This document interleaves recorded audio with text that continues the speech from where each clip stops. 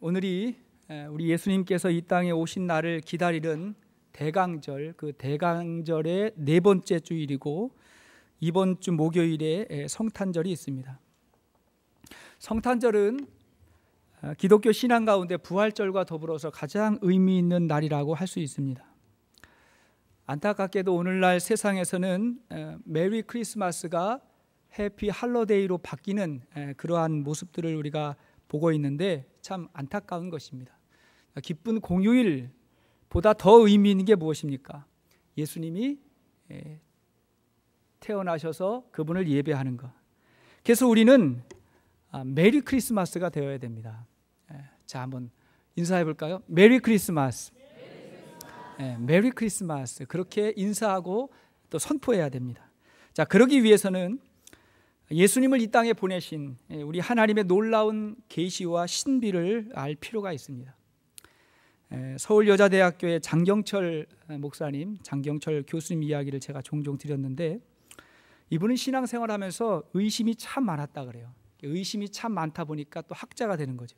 특별히 조직신학자가 되셨는데 의심이 많다 보니까 이분이 예수님이 우리의 목자가 되셨다 그러면 그게 좋은 거잖아요. 주님이 우리의 목자가 되셨으니까. 보통 사람은 그게 은혜가 되는데 이분은 꼭 엉뚱한 생각을 했대요. 내가 양이라면 목자가 있는 게 과연 행복할 것인가, 이런 생각을 했답니다. 그러면서 목자가 양을 괜히 기르겠는가, 다 털 깎고 고기 팔아 먹으려고 하는 거지, 뭐 이런 생각을 했다는 거예요. 뭐든지 다 삐딱하게 그렇게 생각을 하다가 더 깊고 깊은 차원의 신앙을 경험하게 됐습니다. 그러면서 깨닫게 된 건 뭐냐면 우리에게 찾아온 그 목자는 이상한 목자인데 그 목자는 양을 위해서 자기의 목숨을 버리는 목자라는 것을 알게 됐다는 것입니다. 자, 이분의 말에 의하면 기독교의 최고의 기적은 하나님이 천지를 창조하신 것도 아니다. 그 하나님이시니까 능히 하실 수 있다. 예수님이 부활하신 것도 아니다. 하나님이니까 다시 살아나실 수 있다. 근데 이분이 생각할 때 역사상 가장 최고의 기적, 하나님의 기적은 뭐냐면 하나님이 인간이 되셨다는 것입니다. 그것은 그렇게 할 수 없어서가 아니라 하나님이 인간이 되셨다는 것 자체가 너무 엄청나고 너무 놀랍고 하나님이 우리에게 오셨다는 것입니다. 그것은 마치 화가가 자기의 그림 속으로 들어가서 그림의 일부가 된 것과 같은 것입니다. 왜 그랬을까요? 죽은 자를 살리기 위해서, 잃어버린 자를 찾아 구원하기 위해서, 절망 가운데 있는 자들을 위로하고 사랑하기 위해서 그렇게 오신 것입니다. 이것이 기독교예요. 그리고 이것이 성탄절 사건입니다. 이 사실을 믿고 아는 사람을 우리는 그리스도인이라고 말하고 그 사실을 믿지 않고 아직도 의심하는 사람, 아직도 찾고 있는 사람을 구도자라 그래요. 아직도 찾고 있다 그래요. 근데 오늘 말씀을 보면 하나님께서 오늘 성경을 통해서 알려주시는 놀라운 비밀이 있다는 것입니다. 놀라운 비밀. 자, 본문 2절 말씀을 보십시오. 본문 2절 시작. 이는 그들로 마음의 위안을 받고 사랑 안에서 연합하여 확실한 이해의 모든 풍부함과 하나님의 비밀인 그리스도를 깨닫게 하려 함이니, 여기 보세요. 하나님의 비밀인 그리스도를 깨닫게 하려 함이다, 이런 말이 있죠. 자, 이 세상을 향한 하나님의 비밀, 하나님의 구원 계획이 있다는 것입니다. 우리가 잘 몰라서 그랬지, 우리가 잘 들어보지 못해서 그렇지 하나님의 비밀이 있다는 것입니다. 그 비밀이 뭐예요? 누굽니까? 예수 그리스도. 하나님의 비밀이 예수 그리스도이시다. 우리가 예수님을 믿고 구원받아서 그래서 죽으면 천국 간다, 이것이 기독교 메시지의 전부가 아니라는 것입니다. 우리는 하나님의 비밀이신 예수 그리스도, 그분 안에 있는 신비를 경험하면서 살아가는 것입니다. 그것이 신앙생활이에요. 자, 그렇다면 2000년 전에 이 땅에 아기의 모습으로 오신 예수 그리스도, 우리가 믿는 그분, 우리 주님, 그분은 과연 어떤 분일까요? 첫째로 예수님에게 모든 지혜와 지식이 있습니다. 자, 우리 예수님에게 모든 지혜와 지식이 있어요. 우리가 세상을 살면서 지식이 얼마나 중요하고 또 지혜는 얼마나 중요합니까? 자, 그러면 지식과 지혜 중에 어떤 것이 더 중요합니까? 둘 다 중요하죠. 근데 우리 이재호 집사님에게 어떤 게 더 중요하냐고 물어보면 지혜가 더 중요하다고 말할 거예요. 그러니까 딸의 이름을 지혜라고 졌죠. 그러니까 둘 다 중요해요. 좋습니다. 자, 근데 어떻게 다를까요? 어떻게 달라요? 지식이 어떤 일에 대한 정보라면, 지식이 정보라면 지혜는 그 지식을 사용할 수 있는 능력이라고 할 수 있어요. 그러므로 혹시 지혜가 없으면 지식이 그 사람을 망하게 할 수도 있습니다. 지식을 가지고 지혜를 활용하는 거예요. 그래서 성경은 뭐라고 말합니까? 지식과 지혜의 근본이 하나님이시다, 그렇게 말하는 것입니다. 자, 잠언 1장 7절 말씀 보십시오. 잠언 1장 7절 시작. 여호와를 경외하는 것이 지식의 근본이거늘 미련한 자는 지혜와 훈계를 멸시하느니라. 자, 지식의 근본이 뭐예요? 여호와를 경외하는 것. 그러니까 하나님을 잘 섬기는 것이 그게 지혜고 그게 지식의 근본이라는 거예요. 잠언의 말씀을 보면 하나님 자체가 지혜라고 그렇게 이야기를 합니다. 하지만 세상은 하나님을 떠나면서, 하나님을 버리면서 참 지혜를 잃어버렸어요. 하나님을 잃어버리면 뭘 잃어버려요? 지혜를 잃어버리는 것입니다. 오늘날 세상을 일컬어서 지식사회다 혹은 정보화 사회다 합쳐서 지식정보화 사회라고 하는 말을 씁니다. 요즘에 지식을 검색한다 이런 말 많이 하죠. 지식을 검색한다. 그리고 많은 지식과 정보를 제공하는 그런 쪽이 이깁니다. 그래서 뭐 미국에서는 구글, 한국에서는 네이버, 이 포털 회사들이 성장을 했는데 이유가 뭐예요? 지식을 제공한다, 정보를 제공한다, 그랬던 거죠. 얼마나 많은 지식을 가지고 있느냐에 따라서 성공이 결정되고 그 성공을 통해서 행복할 수 있다고 우리가 생각을 합니다. 물론 상당히 많은 측면에서 그렇습니다.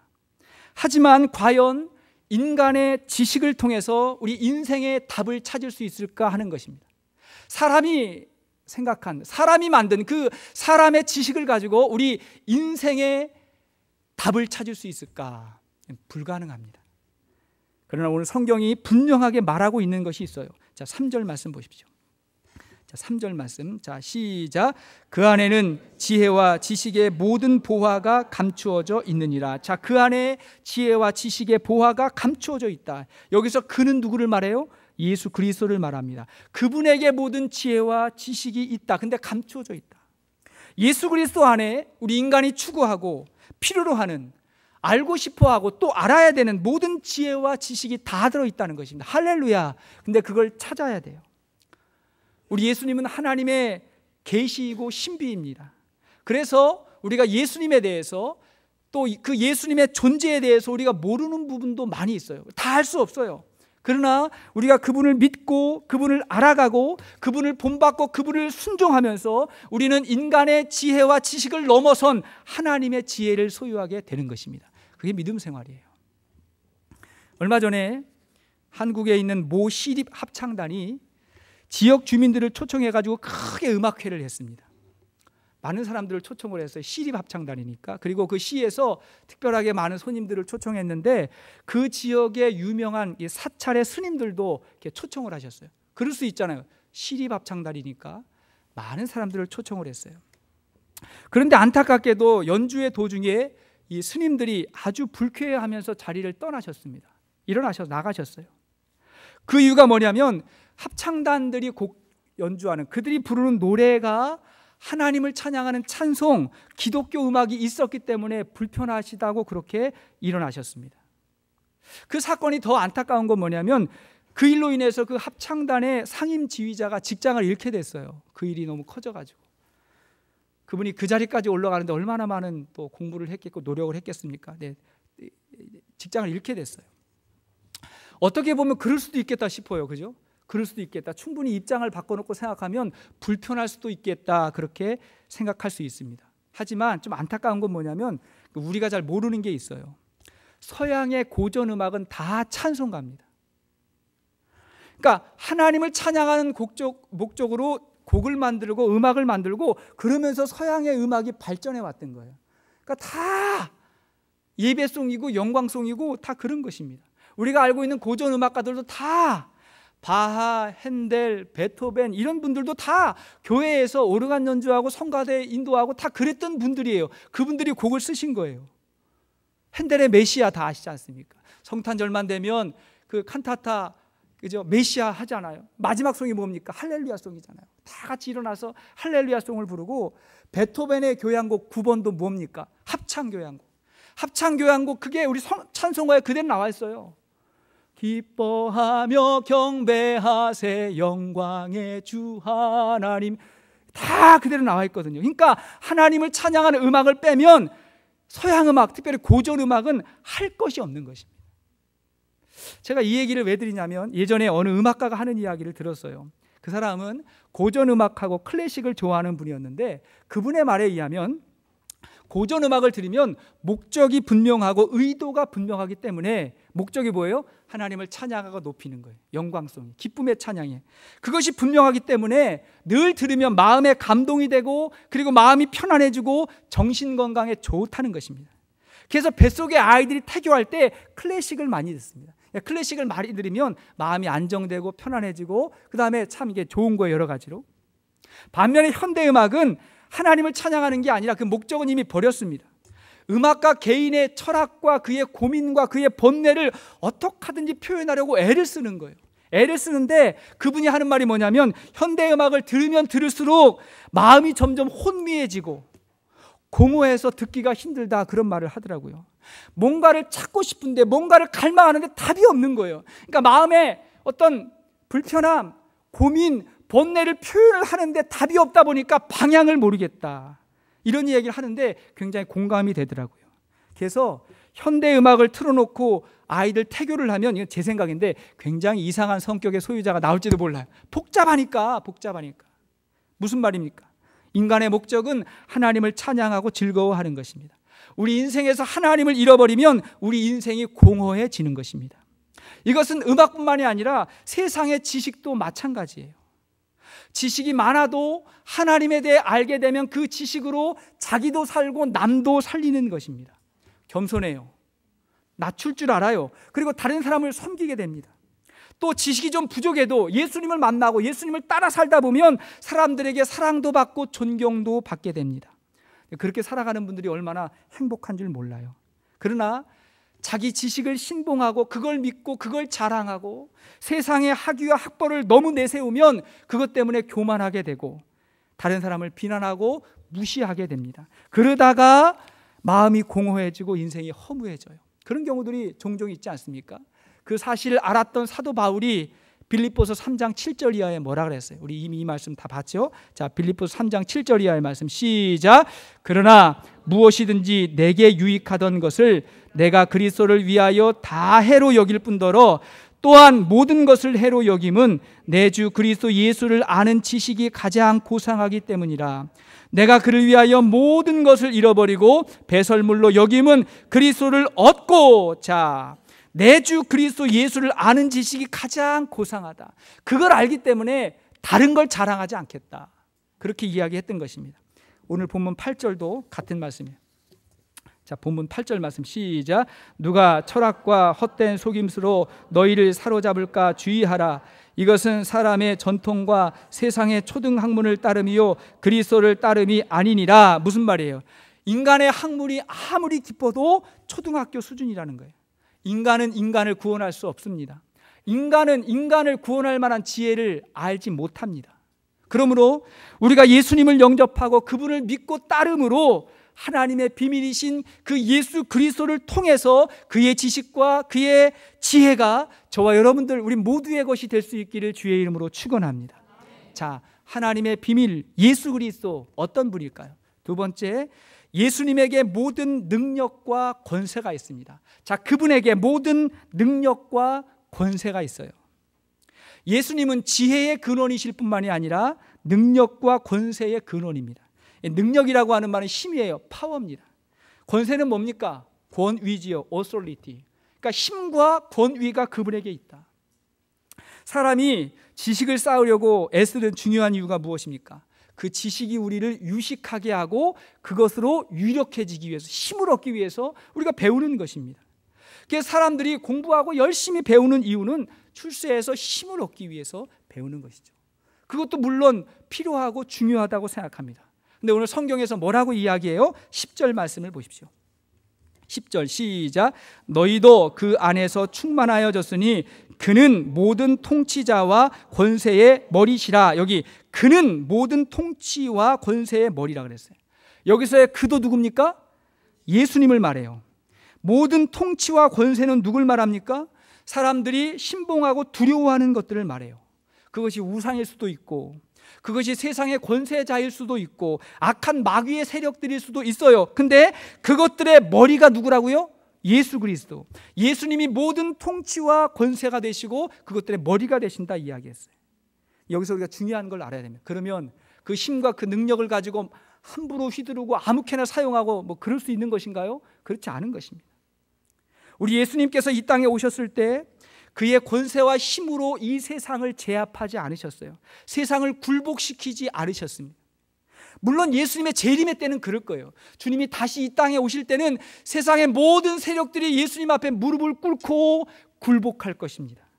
하지만 초림 예수님, 2000년 전 아기 예수의 모습으로 이 땅에 오신 그분은 그렇게 하시지 않으셨습니다.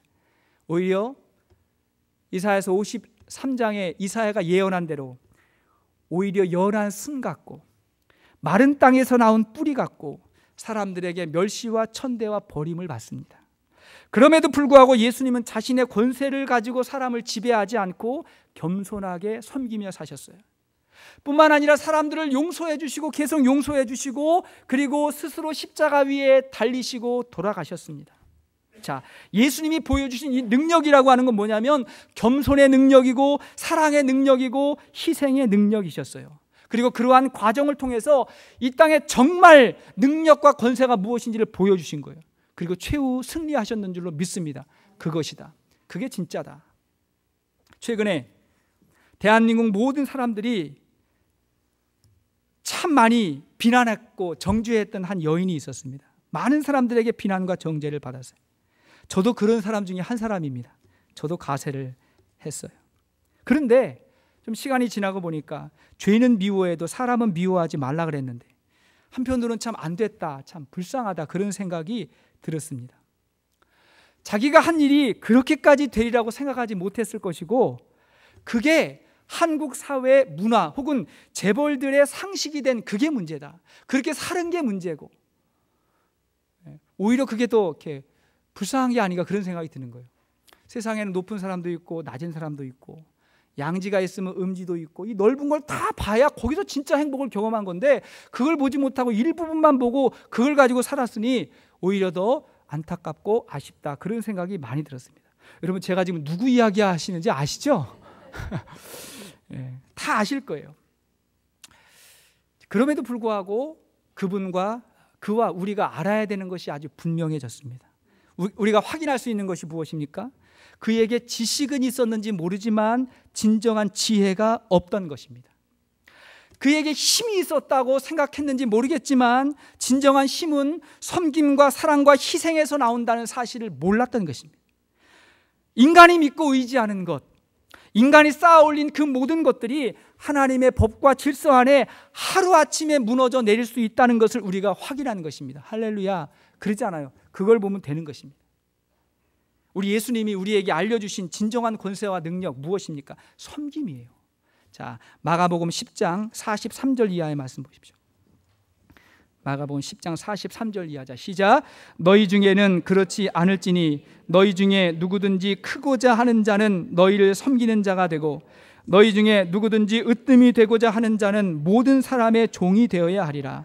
인자가 온 것은 섬김을 받으려 함이 아니라 도리어 섬기려 하고 자기 목숨을 많은 사람의 대속물로 주려 함이니라. 아멘. 주님 말씀이에요. 진정한 권세를 가진 사람은 권세를 초월합니다. 그런 거에서 초연합니다. 이상하게 그리스도를 믿고 살아가는 사람은 세상의 능력과 권세에 그렇게 집착하지 않는 것 같아요. 그러죠? 그렇게 욕심부리고 그렇게 집착하지 않습니다. 그러면서 오히려 예수 그리스도에게로 집중합니다. 왜? 그 안에 진짜 능력과 권세가 있기 때문에 그렇습니다. 그래서 우리는 이 땅에 어린 아기로 오신 예수님의 마음을 배우고 그분의 삶을 배우고 그리고 자기 십자가를 지고 결국은 하나님의 뜻을 이루신 그분의 삶과 그분의 섬김을 배우는 것입니다. 그리고 그것이 세상에 있는 지식과 권세와 어떠한 화려함을 이길 수 있는 가장 큰 지혜요 권세요 행복임을 깨닫게 되는 것입니다. 할렐루야. 그것이 성탄의 정신인 것입니다. 자, 하나님의 비밀 예수 그리스도에게 어떠한 비밀이 있을까? 셋째는 예수님에게 모든 충만함이 있는 것입니다. 예수님에게 모든 충만이 있다. 앞서서 인간이 추구하는 두 가지를 보았어요. 하나는 뭡니까? 지식이었고 또 하나는 뭐예요? 권력이었습니다. 지식과 힘을 추구해요. 그런데 그것뿐만이 아니라 사실은 사람들이 구하고 추구하는 많은 모든 것들이 있는데 그 모든 것들의 근원이 예수님이라고 말하는 거예요. 자, 9절 말씀 보십시오. 9절 말씀 시작. 그 안에는 신성의 모든 충만이 육체로 거하시고, 자, 그 안에는 그랬는데 그가 누구예요? 예수님. 신성 그랬는데 신성이 누굽니까? 하나님. 하나님의 모든 충만이 육체로 누구에게? 예수님에게, 그 아기 예수님에게 하나님의 모든 충만함이 있다는 것입니다. 충만이 있다. 이 충만이라는 말이 뭡니까? 영어로 말하면 fullness입니다. fullness. 가득 차다. 빈틈이 없다. 꽉 차 있다는 거예요. 하나님의 비밀 예수 그리스도 그분 안에 하나님의 충만이 있어요. 하나님의 지식과 하나님의 능력과 하나님의 영광과 모든 것으로 충만하신 분이 예수님이십니다. 우리가 영적인 눈을 열고 세상을 보면 세상에 예수님의 영광으로 충만한 거예요. 여러분, 이 세상은 예수님에 의해서, 예수님을 위해서 창조됐습니다. 아멘이십니까? 성경의 말씀이 예수님에 의해서, 예수님을 위해서 창조됐어요. 요한계시록의 말씀을 보면 우리 예수님이 알파와 오메가요, 처음과 나중이요, 시작과 끝이다. 모든 역사 가운데 예수님이 함께 하셨고, 그 예수님이 이 땅에 오시면서 역사가 둘로 나뉘었어요. BC와 AD로 나누었습니다. 예수님 오시기 전과 후로 나뉜 거예요. 역사는 예수님의 스토리입니다. 예수님의 이야기. 근데 중요한 건 뭐냐면 그 예수님을 영접하고 받아들이면 그 예수님의 충만이 나의 충만이 된다는 거예요. 그분의 충만이 나의 충만이다. 이게 몇 절이에요? 10절 말씀입니다. 10절 보십시오. 너희도 그 안에서 충만하여졌으니, 너희가 누굽니까? 우리죠. 우리도 그 안에서, 예수 안에서 충만하여졌다. 이것이 구원인 것입니다. 이것이 세상 지식과 권세를 얻은 것보다 큰 것입니다. 이것을 소유한 사람들이 하는 고백이 무엇입니까? 우리가 지난 1년 동안 예배 시간마다 들었던 말씀 속에 다 있잖아요. 여호와는 나의 목자시니 내게 부족함이 없으리로다. 예수님 한 분이면 충분합니다. 그분의 충만함이 내 것이 되니 예수님 한 분이면 충분입니다. 이렇게 고백했던 것입니다. 일전에 한번 소개했던 책 가운데 찰스 두히그라는 사람이 쓴 습관의 힘이라고 하는 책이 있습니다. 베스트셀러였어요. 습관의 힘이다. 이 책의 서문에서 이렇게 기록이 됩니다. 왜 우리는 후회할 줄 알면서도 똑같은 일을 반복하는가? 바꾸려면 어떻게 해야 되는가? 이렇게 시작을 해요. 자, 그러잖아요. 후회할 줄 알면서, 안 되는 줄 알면서 왜 그랬을까? 그러면서 하고 나서 또 후회하잖아요. 처음에 그렇게 질문을 던져요. 그러면서 아주 다양한 자료와 예를 들어서 인간의 습관을 파헤칩니다. 굉장히 책이 두꺼운데 그러고 나서 내린 결론이 뭐냐면 아주 단순해요. 아주 단순합니다. 예를 들면 이런 거예요. 제가 지난 주 중에 우리 아내하고 코스코의 이 교회 물품이 뭐 플레이신이 뭐 이런 게 부족해가지고 이제 그 사러 이제 급하게 가게 됐어요. 그 길을 가다 보면 저 이제 웨스턴 길로 해가지고 그 로스밸리스 길로 해가지고 그랜데일에 있는 코스코를 가는데 그 길로 쫙 가다 보면 그 오른쪽에 주일날 저녁에 우리 남자 성도들이 모여서 하는 테니스장이 있습니다. 그 길로 가다 보면 오른쪽에 테니스장이 있는 거예요. 근데 제가 아내하고 코스코를 가는데 그냥 자꾸 내가 차를 오른쪽으로 가는 거예요. 그러니까 아내가 1차선으로 가라고, 차가 막히니까 1차선으로 가라고. 알았다고 그러고 조금 있으면 제가 또 오른쪽으로 가는 거예요. 왜 그러나 봤더니 제가 우회전 하려고 하는 거예요. 자꾸 어디로 가려고 하는 거예요? 늘 가던 데 있잖아요. 그러니까 자꾸 일리 가려. 저쪽으로 가야 되는데 저는 테니스장 생각도 안 했거든요. 분명히 코스코를 향해서 갔는데 내 차는 그냥 오른쪽으로 자꾸 가는 거예요. 습관이구나. 이 길을 갈 때마다 항상 우회전을 했으니까 빨리 오른쪽으로 가야지. 그런 습관에 내가 그냥 조종을 당해버린 거예요.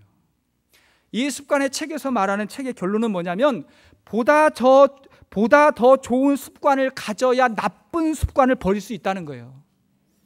간단해요. 습관을 바꾸라고요? 하지 말라고요? 어떻게 할 수 있어요? 더 좋은 게 있어야 나쁜 걸 버리는 거예요. 그러니까 여러분들이 주일날 이 시간에 예배드리고 목장 모임 참여하고 찬양하고 이런 게 중요한 이유가 뭐냐면 이 시간에 여기에 있음으로 말미암아 다른 어떤 것들을 버릴 수 있기 때문에 그게 좋은 거라고요. 그게 좋은 거예요. 우리 찬양팀도 얼굴이 밝잖아요. 그죠? 아멘 하셔야지 이분들이 상처 안 받잖아요. 밝지 않습니까? 그죠? 월요일 날 저녁에 와가지고 연습을 하는데 제가 와가지고 한번 봤어요. 얼마나 즐겁고 얼마나 해피하게 연습을 하는, 참 즐겁게. 찬양할 때마다 마음에서 엔돌핀이 얼마나 많이 돕니까? 막 기쁨의 엔돌핀이 돌고 그걸 찬양하고 그걸 또 이제 이렇게 같이 또 하나님을 높이면서 이렇게 부르고 얼마나 이게 참 좋은 겁니까? 그러면서 좋은 습관으로 바뀌어가는 거예요.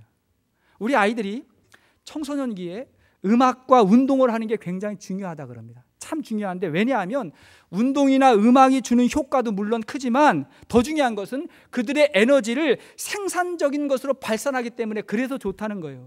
청소년기에 에너지가 얼마나 많습니까? 몸에 열이 나요. 막 이걸 뛰어야 되거든요. 에너지가 많아요. 생각도 많고 관심도 많고 힘이 굉장히 세집니다. 근데 그 에너지가 자칫 잘못된 방향으로 가면 그게 제어가 안 되는 거예요. 그러니까 운동이다 음악이다 이런 활동을 열심히 하게 되면 그 좋은 습관이 나쁜 습관을 바꿔버리는 거예요. 그래서 좋다는 것입니다. 성인들도 마찬가지입니다. 성인들도 좋은 운동과 좋은 취미 생활을 하는 사람들 보면 몸과 마음이 굉장히 건강합니다. 그렇죠? 건강한 거예요. 좋은 운동, 좋은 취미생활 습관. 근데 보통 이렇게 규칙적으로 운동 잘 안 하고 좋은 습관으로 취미생활 같은 거 없으신 분들, 그냥 계속 집에서 그냥 할 일 없이 이렇게 있으신 분들의 특징이 뭐냐면 어디서 그냥 죄 짓는 자리에서 부르면 금방 가요. 그러잖아요. 더 좋은 게 없으니까 나쁜 쪽으로 가는 거예요. 좋은 걸 만들어 가야 되는 것입니다.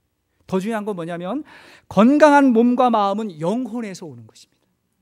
우리 영혼에서 몸과 마음이 새롭게 시작되는 거예요. 그래서 우리가 예수님으로 충만하면, 우리가 성령으로 충만하면 우리 안에 믿음과 소망과 사랑으로 충만해지는 거예요. 그래서 좋은 거예요. 그것이 그리스도의 삶이고 그것이 신앙생활인 것입니다. 할렐루야.